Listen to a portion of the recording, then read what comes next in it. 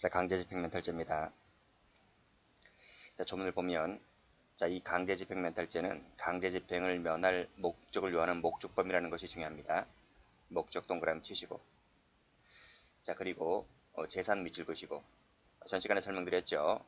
권리행사방해죄나 강제집행면탈죄의 객체는 자기 겁니다. 자기 소유. 그래서 이 재산은 채무자의 이 재산에 국한됩니다.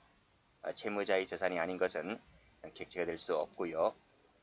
자, 그 다음 중요한 것이 행위 태양 네 가지를 알아두셔야 됩니다. 은닉, 손괴, 허위 양도, 허위 채무 부담입니다. 그 외의 것은 안 됩니다. 그래서 여기를 가로 열고 여기를 가로 닫고. 자, 됐죠? 자, 허위입니다. 허위. 색깔 칠할게요. 진실의 한 양도, 진실 양도, 진실한 채무 부담은 죄가 되지 않는 거예요. 자, 그리고 채권자를 해한 자, 해했을 때 기수가 되는데 말씀드린 대로 추상적 위헌범이기 때문에 해 미칠 것이고 이것은 해할 우려만 있어도 기수가 됩니다. 우려만 있어도 기수다. 왜요? 추상적 위헌범이기 때문에 그렇다고 말씀드렸습니다. 자, 그러면 이 강제집행면탈죄가 어떤 죄인지 조금 설명드려 볼게요. 여러분은 적지 않아도 됩니다. 적을 분들은 적으시고. 자, A라는 채권자가 있습니다. 자, B라는 채무자가 있고요. 자, B가 찾아오죠. 돈 좀 빌려달라고. 자, 그러면 A가 돈을 빌려줄 텐데 돈 그냥 빌려주진 않겠죠. 담보 잡고 빌려줍니다. 담보를 제공하고요. 그쵸? 자, 그런데 이 B가 돈을 갚지 못해요. 돈을 갚지 못하니까 이 A가 법원에 가죠. 법원에 가서 이제 소송을 제기합니다. 그쵸? 소송을 제기해서 결국 승소를 합니다. 승소를 하면 판결문이 나올 텐데요. 이 판결문 갖고는 집행이 안 돼요. 그냥 판결문이 나왔을 뿐이에요. 그래서 이 판결문을 갖고 법원에 가면 그 기획관리과라고 있습니다. 그 기록관리과에 가면 그 담당 직원이 이 판결문에 근거해서 이 강제집행문을 부여해 줍니다. 강제집행문을 부여를 해준다고요. 도장을 콱 찍어주면 요것을 가지고 가서 이제 강제집행을 하는 거예요. 이렇게 이 사람의 재산에 대해서 강제집행을 부여할 수 있다. 아시겠죠? 그런 내용입니다. 자, 그런데 말씀드렸듯이 이 채무자가 이 채권자가 이제 법원에 소송을 제기했고 이제 승소를 한다는 것을 B가 알고 있잖아요. 그렇죠? 소송 진행 과정을 다 알고 있습니다. 그래서 언제 이 사람이 이 자기 재산에 대해서 강제집행할 것인지를 예측할 수 있거든요. 그때 이 B라는 사람이 이 강제집행을 면탈할 목적으로 자기 재산을 은닉하거나 손괴하거나 허위양도, 허위채무 부담하게 되면 이것이 강제집행 면탈죄가 되는 것이다. 이렇게 보시면 됩니다. 자, 성격을 다시 한번 보면요. 목적범이다, 추상적이다, 미수가 없다, 친족상들이 없다는 것은 다 말씀드렸습니다. 객체는 재산인데 재물 외에 권리도 됩니다. 이 권리를 빼돌리는 거죠. 채권이라든지 기대권, 지적재산권 등을 빼돌리게 되면 본죄가 될 수 있고요. 그리고 이 재산이라고 했을 때 이 재산은 강제집행의 대상이 될 수 있는 그런 것만 됩니다. 자, 판례 보시면 채무자의 재산 중에서만 된다. 그리고 민사집행법은 뒤에 나올 거고요. 여기서 장래 동그라미도 됩니다.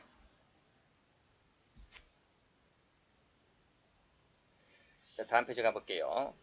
말씀드린 대로 채무자의 재산에 국한합니다. 자, 예를 볼게요. 계약명의 신탁 배웠죠? 여기서 신탁자의 부동산은 자기 것이 아니죠. 대외적으로. 그래서 신탁자의 부동산은 본죄의 객체가 될 수가 없습니다. 자, 그 판례가 여기 나오는데 이 판례에 별표 쳐보시고. 자, 판례 꺽쇠 1번에서 채무자의 재산 중에서 채무자 동그라미. 민사집행법은 다음 시간에 밑줄 볼 거예요. 여기서 이것만 동그라미 치시면 돼요. 자, 사실관계 읽어보겠습니다. 갑은 채권자들로부터 갑 소유 재산에 강제 집행을 당할 우려가 있자 이를 면탈할 목적으로 A로부터 아파트를 매수했다. 갑의 모인 을과 아파트를 엄마 모 명의로 신탁하기로 약정한 다음에 의 엄마 명의로 등기를 격려했다는 거예요. 자, 갑의 주택은 하는 겁니다. 명신탁했단 말입니다. 아시겠죠? 자, 여기서 노트 펴볼게요. 자, 노트를 펴보시게 되면 요겁니다. 자, 이제 여기 갑이고요. 아들이죠? 아들이고요. 채권자가 있습니다. 채권자가 이 채무자의 재산에 대해서 강제 집행을 할 기세를 보이니까 이 채무자가 어떻게 머리를 쓰냐면 자기 엄마, 을이죠, 엄마와 이제 어떤 짝짝꿍 하겠죠. 그래서 엄마 앞으로 명신탁 약정을 맺습니다. 그래서 이 엄마가 요 매도인인지 아파트를 매도하려고 하는 사람인데 이 A라는 사람과 이 엄마가 계약을 체결해요. 계약을 체결해서 자기 아들이 준 돈으로 엄마가 그 돈을 받아서 이 A라는 매도인과 아파트 매매 계약을 체결해서 돈을 주고 아파트를 엄마 명의로 이렇게 등기를 격려하게 되는 거예요. 그쵸? 이전 등기를 했다 이런 말입니다. 무슨 명의신탁? 그쵸? 계약 명의신탁이라는 거예요. 자, 그랬을 때 제가 말씀드린 대로 요 이전 등기를 할 때에 매도인이 즉 A라는 사람이 선이라고 하면 그때는 수탁자 소유가 되죠. 근데 만약에 매도인이 악이라면 그때는 매도인 소유가 돼요. 즉 매도인이 선이거나 악이거나 라고 했을 때 이것은 수탁자 소유이거나 매도인 소유였지 한 번도 이 사람의 소유는 안 되는 거예요. 그쵸? 이 사람 소유이거나 이 사람 소유인 것이지 한 번도 신탁자 소유는 된 적이 없다. 여기 나와 있죠. 신탁자는 소유권 취득이 된 적이 없다. 악이든 선이든 악이든 간에 신탁자는 소유권 취득이 안 된다. 그래서 신탁자는 이 아파트가 자기 명의로 된 적이 한 번도 없기 때문에 이 아파트는 신탁자 입장에서 봤을 때는 강제집행 대상이 되지를 않는다. 아시겠죠? 그래서 이 채권자가 이 엄마가 이 A라는 사람과 계약을 체결해서 이제 등기를 마쳤잖아요. 엄마 명의로 마쳤을 때 이 엄마 명의로 된 아파트는 강제집행 대상이 되지를 않는다. 이런 말입니다. 자, 교재를 다시 한번 가보면요. 자, 꺽쇠 2번을 보면 여기 계약명의 신탁 나와 있죠. 지금 제가 설명드린 대로 알지 못하는 경우나 여기 안 경우나 그렇죠? 알지 못했을 때는 수탁자 소유가 되고 알았을 때는 여전히 매도인 소유가 된다는 거 말씀드렸습니다. 그래서 일단 끊고 어느 경우이든지 그 말은 악이든 선이든 그 말입니다. 신탁자는 자, 신탁자 밑줄 그시고 X란 말이죠. 소유권 취득이 안 된다 그랬죠? 소유권 취득이 안 되기 때문에 결국 그 부동산은 신탁자에 대한 강제집행 대상이 될 수가 없다는 판례입니다. 아주 중요하게 출제가 많이 되었습니다. 정리해 두시고요. 자, 될 수 있는 거 보겠습니다. 자, 특허 동그라미, 실용 신한 동그라미, 이거 빼돌리면 다 조가 됩니다. 장래의 권리도 된다고 했습니다. 배당금 지급 채권도 됩니다. 안 되는 거 볼게요. 자, 1번을 보시면 가압류 채권자의 지위는 안 됩니다. 왜냐하면 민사집행법상에 강제집행 대상이 될 수가 없기 때문에 채권자의 지위는 되지 않는다. 이런 것도 출제가 많이 되었고요. 공사가 중단된 것은 객체가 안 됩니다. 공사가 완료된 것만 객체되는 것이지 짓다가 만 것은 객체가 될 수가 없다. 그리고 또 여기 보시게 되면 동그라미 4번 보세요. 자, 압류 금지 채권의 목적물이 채무자의 예금 계좌에 지급되기 전까지라 그랬죠? 전까지는 여전히 강제집행 대상이 될 수가 없는 것이기 때문에 그쵸? 따라서 밑에 보시면 압류되지 아니한 다른 예금 계좌를 통해서 그 목적물을 수령했다 할지라도 죄가 되지 않는다 이런 말입니다. 됐나요? 즉 압류가 금지된 통장에 돈이 입금되면 그쵸? 그러니까 돈이 그 계좌에 입금되었다라고 하더라도 바로 빠져나가는 것이 아니라 그 지정된 날짜에 빠져나가잖아요.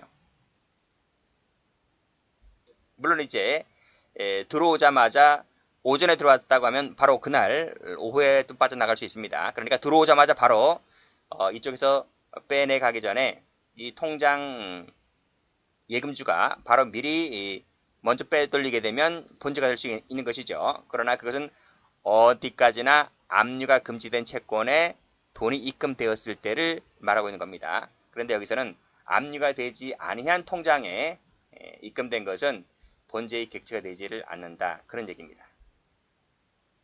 자, 그래서 여기 휴업급여를 받을 권리는 압류가 금지된 채권입니다. 압류가 금지가 된 채권이기 때문에 객체가 되지를 않는다. 그렇죠? 또 이것이 또 안 되는 이유가 압류가 되지 아니한 다른 계좌에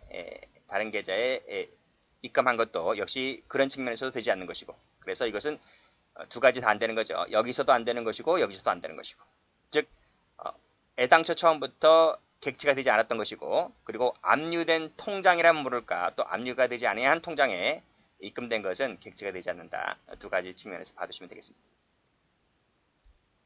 됐죠? 그렇게 봐두시고 꺽쇠 1번이든 꺽쇠 2번이든 출제가 된 판례입니다.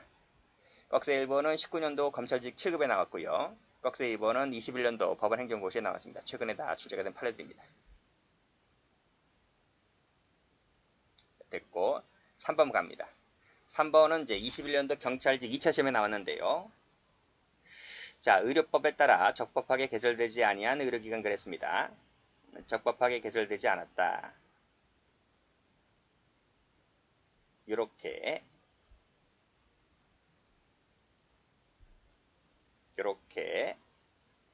세무쳐 볼게요. 자, 이런 기관이 생겨졌다면 이런 적법하게 개설되지 아니한 의료기관 같은 경우는 국민건강보험법상 요양급여를 청구할 수가 있는 기관이 아니잖아요. 그렇죠? 이런 기관은 보호해주지 않기 때문에 이런 기관은 요양급여 청구가 안 됩니다. 따라서 안 되기 때문에 이런 기관에서 말하는 요양급여 비용 채권은 객체가 되지를 않는다 이겁니다.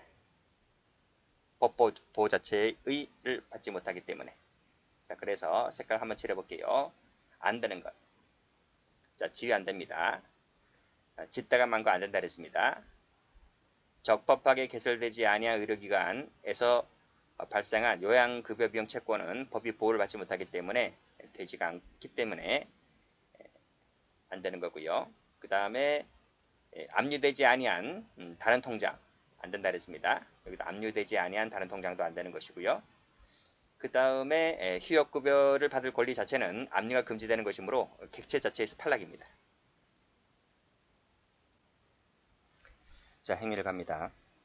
행위는 은닉, 손괴, 허위양도, 허위채무 부담이라고 말씀드렸고, 은닉은 재산 소재를 불명하게 하거나 소유관계를 불명하게 하는 것도 은닉으로 봅니다. 나머지 건 보시고요. 자, 판례를 봅니다. 자, 중요한 판례가 두 개 나오는데요. 아주 중요한 판례입니다. 별표를 쳐보시고요. 사실관계는 잘 안 나오고요. 판결유지가 출제가 잘 되기 때문에 판결유지 위주로 보시면 됩니다. 자, 허위양도가 행위태양이라고 그랬죠. 따라서 진실한 양도는 포함되지 않습니다. X 설명드렸죠. 자, 그 다음도 보시면 장래에 발생할 특정의 조건부 채권을 그랬는데요. 장래에 발생한다는 겁니다. 확실한 겁니다. 확실한 거라서 이것은 진실한 채무라고 봅니다.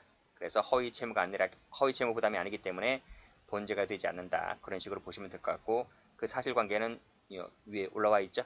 참고로 보시면 되겠습니다.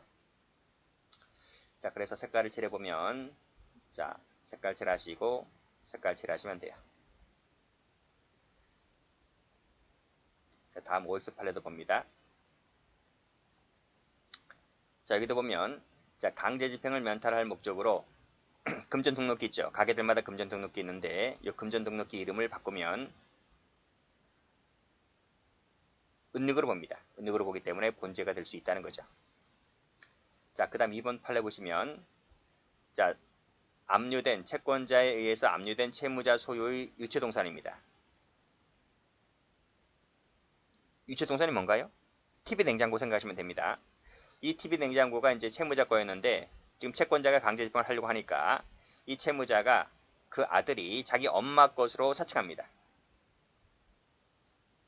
하면서 사칭했는데 지금 이제 집행관들이 와서 자기 아파트에 와서 유체동산에 이제 빨간 딱지 붙이니까요. 아니 왜 빨간 딱지 붙이냐? 내 거 아닌데 우리 엄마 건데. 그쵸? 그래서 결국은 이 친구들이 뭐 어떻게 했습니까? 이 친구들이 우리 엄마 건데 왜 붙이냐? 라고 해서 엄마 명의로 법원에다가 제3자 이의소를 제기한 겁니다. 이의했다는 거야. 이의했다. 이의 제기를 했다는 거죠. 그래서 결국 법원으로부터 그게 받아들여집니다. 그래서 결국은 집행을 저지하게 됩니다. 라고 했을 때 이것은 재산을 자기 거였는데 엄마 거로 은닉한 거죠. 그래서 본죄가 될 수 있다는 판례입니다.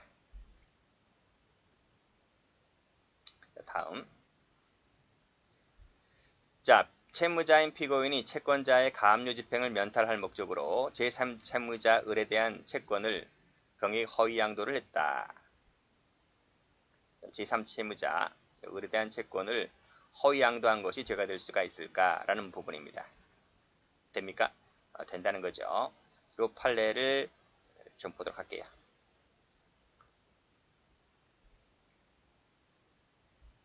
갑과 을의 관계가 이렇게 되어 있네요.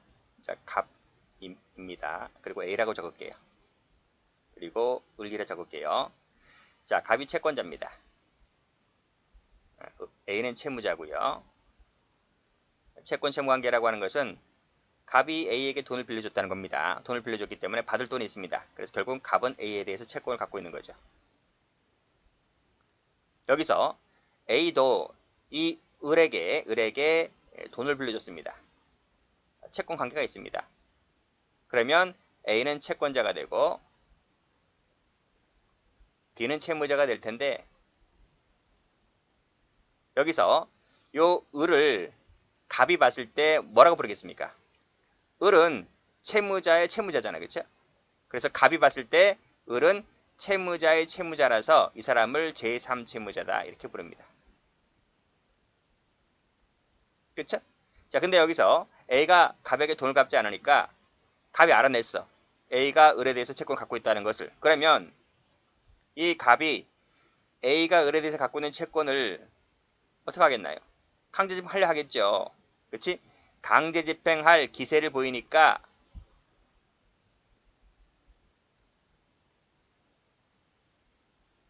이 기세를 보이니까 이 친구가 이 A라는 친구가 요 을에 대해서 갖고 있는 이 채권을 빼돌립니다.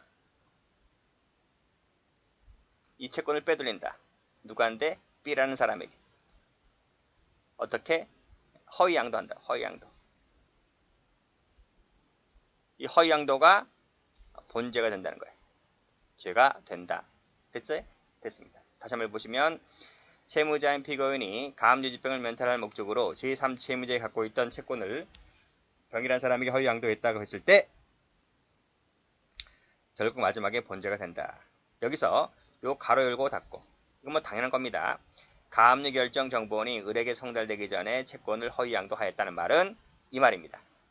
갑이 요 채권에 대해서 강제 집행을 하기 전에 먼저 빼돌리는 거예요. 먼저. 이게 늦으면 뭐 강제 집행이 벌써 개시가 됐기 때문에 이게 늦으면 이제 의미가 없는 거예요. 그러니까 이 기세를 보이기 전에 먼저 빼돌렸다. 이게 바로 이겁니다. 이게 이 뜻입니다.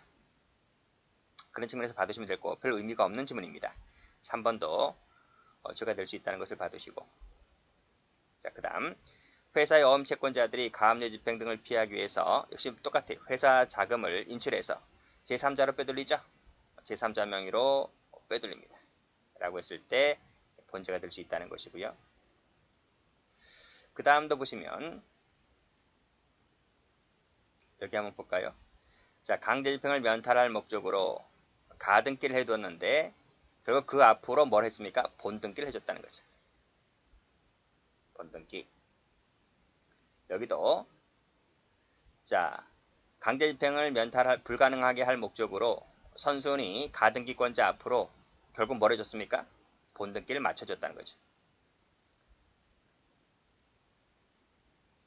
여기도 보시면 뭐 이건 타인에게 양도했다는 거 나와 있고요. 타인에게 당연히 줘야 되는 거고요.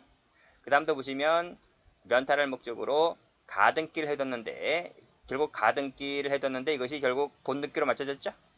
본등기로 맞춰진 것은 본죄가 됩니다. 그래서 여기를 색깔 칠해볼게요.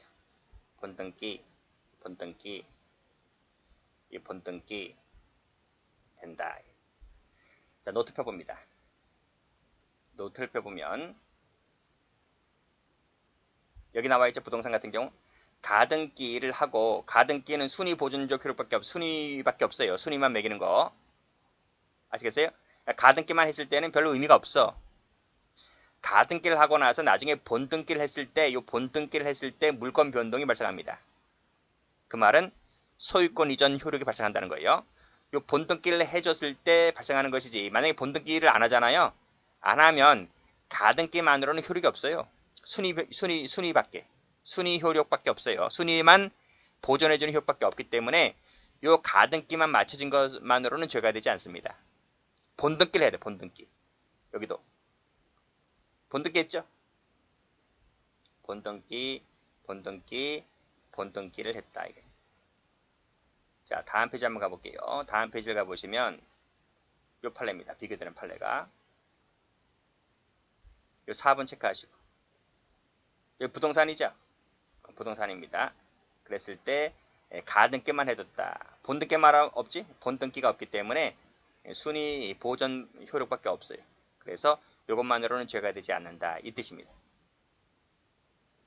여기를 색깔 칠하시고 그러면 다른 판례랑 비교해야 되겠죠? 이건 뭡니까? 이건 뭐야? 8번. 요 8번 체크해보세요. 여기 가등기 나와 있잖아. 요 가등기는 왜 죄가 되는 거예요?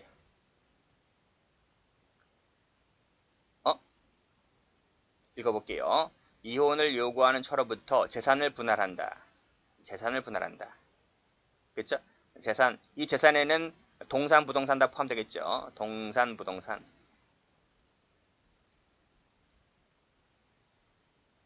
또는 금전 등이겠죠. 그렇죠? 근데 뭐 이혼을 요구하는 처로부터 뭐 부동산 주겠나요? 돈 얼마 주고 끝 하겠죠. 그렇죠? 그러니까 안 준다고 하니까 이 여자가 이제 가압류 등을 제기하겠죠. 그럴 우려가 있으니까 남편이 이를 면탈할 목적으로 재산을 빼돌립니다. 그래서 허위 채무를 부담하고 결국 누군가에게 소유권 이전 청구권 보존의 가등기를 맞춰줬다라고 했을 때 이 가등기만으로도 죄가 된다는 거야.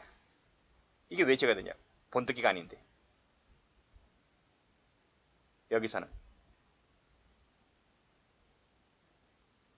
노트 펴볼까요?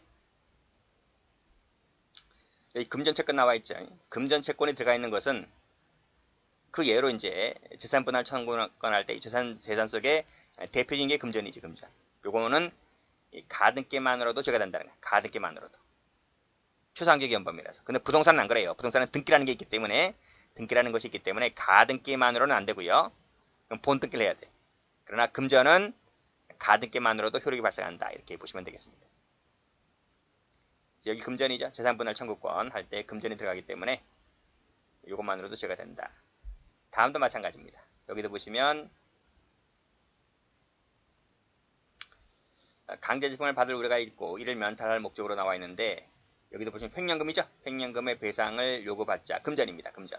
이 금전이기 때문에 가등기 동그라미만으로도 죄가 된다. 이렇게 보시면 되겠습니다. 자, 그렇게 비교해 두시고요.